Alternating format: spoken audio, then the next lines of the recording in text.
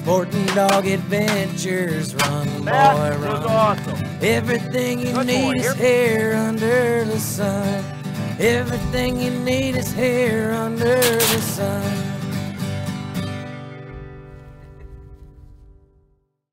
The Sporting Dog Adventures podcast is proudly brought to you by Saki Acres Retrievers. Whether you're looking for a black, yellow, or chocolate Labrador Retriever puppy, please check out our website for more information at www.sakiacres.com. You can also email Jeff at sportingdogtv@gmail.com or call 262-215-9683. And remember, everyone deserves a soggy dog. Hey, welcome to the Sporting Dog Adventures podcast. I'm your host, Jeff Fuller, and we are here today, and we are going to talk about what is a fox red Labrador Retriever. We're going to also get into why you should use good obedience around the house, because not only does it work around the house, but it translates to when you are doing your hunting training. And lastly, we are going to talk about a hunt that was a fun time I had with my son Cole. It's his 4th year anniversary since he passed away. So thought we'd talk about that, and also about being kind and having, I guess, some grace when you deal with people in the world. So let's start with what a fox red Labrador Retriever is. When we talk about Labrador Retrievers, there are many people that are throwing out colors out there. You will hear that a champagne lab, charcoal lab, silver lab, and fox red lab are all variations of color, when indeed the first 3 that were mentioned are not recognized colors by the breed that designed Labrador Retrievers, because they didn't exist then. They're a designer breed that are outside of breed standard. In other words, it's not a purebred Labrador Retriever. And when you talk about fox red to a cream colored Labrador Retriever, those are colors that exist in the big realm or color spectrum of Labrador Retrievers. And they are also something that is breed standard. Hold on one second. We've got a special guest here. Memphis has decided that she would like to join the show. Memphis is a past co-host that I had. She used to sit on my lap for all of our Facebook Lives and some of our past podcasts. Today, she's decided that she wants to be part of the show, so we'll let her have that. I'm sure it won't last long. So anyway, as we look at a fox red Labrador Retriever, what is a fox red Labrador Retriever? Well, when it comes down to it, a fox red Labrador Retriever is, in essence and reality, a yellow lab. Your yellow Labrador Retrievers range in color from an almost white color, which would be your cream that you see advertised out there, to a rust colored, which is a fox red Labrador Retriever, to everything in between. This is not a separate breed. This is just a pigment or a color in their hide or fur that gives them a different look. It is not something where you're going to look at it and be like, oh my gosh, I've got something that is so much different than what others have it. Yes, it is a very cool coat color, but in essence, the Labrador Retriever is one breed. There's not separate breeds. And then from there, whatever you hear about every color, it's wives' tales. So when you hear that a chocolate is stupid, or a black is hyper, or a yellow is dominant, it comes down to the parents, it comes down to the pedigree, and it comes down to genetics. So long story short, there is no difference between a yellow, black to a chocolate. It comes down to the pedigrees. Now, you can argue that black, being your dominant color, is the stronger genetic lines that are out there. Absolutely true. But when you look at a pedigree, if you've got a phenomenal pedigree that is stacked with ability and parents that have ability, it is not going to be any different or worse than a dog with a similar pedigree. And when you get into a dog that is, let's say, a black because it's your dominant color, that has 0 pedigree behind it, no titled dogs, you would want to take that chocolate or that yellow all day long if it's got a stocked pedigree that has lots of titles. Fox red is what I think it's a cool color. We breed them here. It is a rust colored, darker coat throughout the whole dog. You will see a variation within litters from everything from a medium, like an average medium yellow coat, to a dark red coat in our litters. And we always tell people that the easiest way to pick a dog for a coat color like this is to look at their ear color. When you have a dog that has incredibly dark reddish ears, that is going to be something that will be very similar to their coat color as they get older. So you will hear people that will call a dog fox red if it has anything dark on its ears, like even a lighter colored ear. Look at the whole dog. Realize when they're puppies, you want to pick that dark eared dog for the darkest color. And then from there, when puppies have their puppy coat, you're going to have a lighter colored coat on pups as compared to when they're adults. So when you look at fox red litters, they're going to be lighter colored. For whatever reason, their puppy coat is lighter colored, but they will end up the color of their ears. So when you're picking a dog, if you want that deep, rich, dark, rust colored, reddish colored dog, go with the dog with the darkest ears. You will see dogs that are in this breeding category with this fox red, they'll have more of a Dudley type nose. A Dudley is a dog that does not have dark pigment in their nose. An actual pure Dudley is something that has a pink nose. Fox reds will have anywhere from a rust colored, brown colored nose all the way to a black nose. Me personally, I like that black nose on yellow labs. My wife does not. She wanted one that had a lighter colored nose. So we have our dog Lacey, who I always call our family Dudley. She's not a pure Dudley, but she has a lighter colored nose as opposed to what you would want if you were looking for that really dark nose.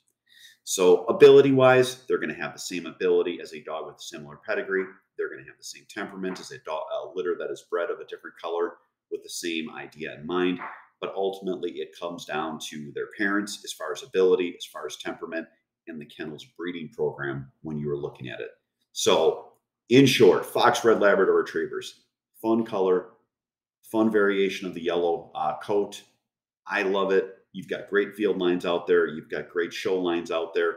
They are a dog that is a beautiful dog, a little bit different in that yellow spectrum, and something that we strive to put out because we think that it is something that is fun for us. Lacey, come here. We'll show you Lacey here real quick. So this is Lacey, our fox red Labrador retriever in the house. Again, she's got not a super dark nose. Her nose will get darker because she's very young as she gets older. But that was something my wife liked. She thinks that it's cute. So far be it from me as a good husband to not agree with her. That is the coat color that you look for when you look at fox red. If you want what would be, I guess, considered a pure fox red, it would be even a red belly so that there's no yellowish on their belly. Lacey is, she's young, so she's still getting a darker coat. She still has a little bit lighter coat on her undercarriage. I think that's going to change and be all red. But as they get older, they get darker. And again, it is something that when you look at pedigree and you're looking for a dog with great temperament, you're looking for a dog with great ability, look at that pedigree, talk to the kennel, find someone that's breeding what you were looking for, and then pick your puppy from a litter from that kennel. So I hope that helps with today's part of the show. Next, we want to talk about house obedience and how it translates to time in the field. And then lastly, we will talk about a fun hunt that I had with my son, Cole Fuller, on the Wisconsin River, very near the Mississippi River years ago. All that and more coming up after this.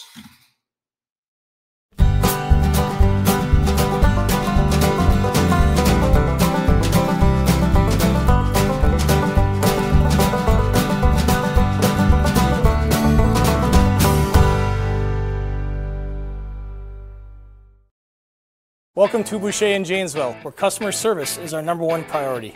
Our customers come back to us because of the experience that we provide for them. We're here to make sure that we find you the right car, one that fits your budget, and do so in a timely manner. When we say we ride with you every mile, it means we care about you and how you are treated. Estamos con personal que habla español en los departamentos de servicio y venta. Our certified technicians are here to help you with all your service needs. Visit us today at Boucher.com. At Boucher, we ride with you every mile. It's Jeff Fuller from the Sporting Dog Adventures podcast, and I need a little help. please stop what you're doing and give us a 5-star rating. Follow us on the platform you're on. Give us a thumbs up. And above all, share our podcast with your friends and family. Our podcast will grow even more, and we can get more people involved in the sport we love with dogs in the field. Hey, welcome back to the show. Now is the training tip portion of our show, and I wanted to talk to everyone about the importance of making your dog have manners when you're in the house. Yes, this will translate to when you're in the field, whether it is having a dog be obedient in the house and the field, it all works together. When I look at dogs, my personal dogs, I do not tolerate them pushing me out of the way to go out a door. We currently have our dog Tank. He is Finnish title, master title, and he's decided that he is just going to bull right past everyone to go outside. He now wears an e-collar in the house because we're reinforcing the fact that he is going to sit on his butt until I release him. And I'm going to work with him on remote sits because when he goes down the stairs to the next door, I give him the command sit and he sits. And I am allowing him to go outdoors on command. And this is a big thing because quite honestly, when you let dogs get away with things in the house, it does translate into time in the field. If you have a dog that is pushing by you and being disobedient in the house, you will see that in the duck blind. You'll see that in the pheasant fields, the upland fields. And it's just something that you want to do so that you let them understand, hey, there is structure even in the house. So again, a great thing to do with dogs when you're having them go out a door, sit them. Invite them through the door either once you're through it or as you go through it, but don't just let them knock you over. My wife is very slight framed. She gets the tar knocked out of her at times by the dogs because they will just bolt through doors. She's now using the e-collar as well on Tank and telling him he has to sit. He sits, he looks at you, he waits, you release him, give him lots of positive as he goes through. Good boy, that's a great dog, wonderful. But again, make him listen, make him understand, and make him realize that there is structure and they don't get to have zero rules even when they're in the home. It's a big thing. It'll really help you. It helps you get so much more fun time on your dogs. It helps the dogs have structure and get a lot more positive reinforcement. And overall, it's just a great idea. That's it for this part of the show. Next up, I want to talk about a hunt that I did with my sons, particularly my son Cole, on the Wisconsin River in the state of Wisconsin. A few years ago, we filmed it for our TV show, Sporting Dog Adventures, and we'll also give a little bit tidbit at the end of that section of the show. All that and more coming up after this.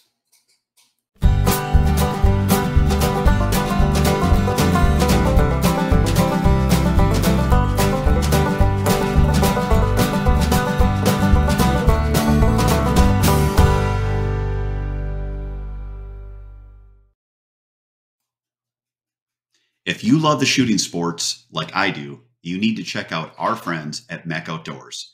They have fantastic products, whether you're looking at shot shell or metallic reloading, or you want to get yourself a clay thrower so you can practice up for the season. For more information, check out their website at mechoutdoors.com. Hey, welcome back for the last part of the show. So for the last part of the show, I wanted to talk about a hunt that I did with my son, Cole Fuller. As many of you know, we've lost now 2 sons. Cole, we lost about 4 years ago. It was early April, 4 years ago that we lost Cole. And it's something that I will go back and I will watch my past hunts I had with them when they were small. And I fell back into a hunt that I watched, and it was just such a joy. It was a hunt that we did on the opening day of duck season. We were on the Wisconsin River. We were hunting with one of my past clients. Took my boys with me, and it was just, Cole was just in his element. We filmed him. He just had a face that the camera loved. He was smiling. He was joking. And one thing that was funny, he had a pair of waders on. And again, he was a little guy. He was, probably 13 years old, 12 years old. So he had Kate's waders on because they were the same shoe size. As we were filming, I joked with him. I'm like, hey, you got girl waders on, because it had a light blue Cabela's branding on it.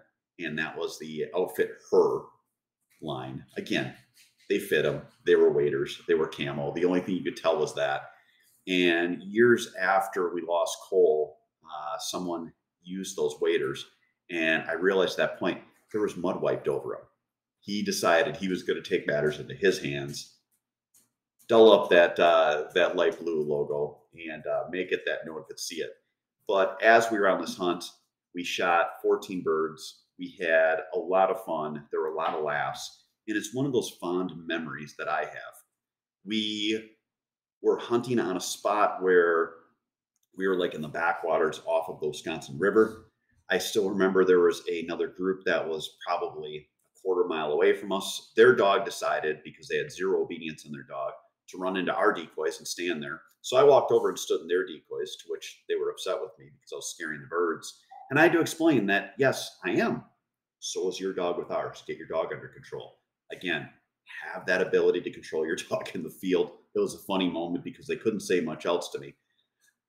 It was one where I don't even know how many birds we missed, how many birds. I know we got 14 birds from the show, but overall it was fun because we had birds that were tied up in our face. We had birds that were off. We had birds that were high. We had birds that were low. There were just birds going everywhere because it was opening day.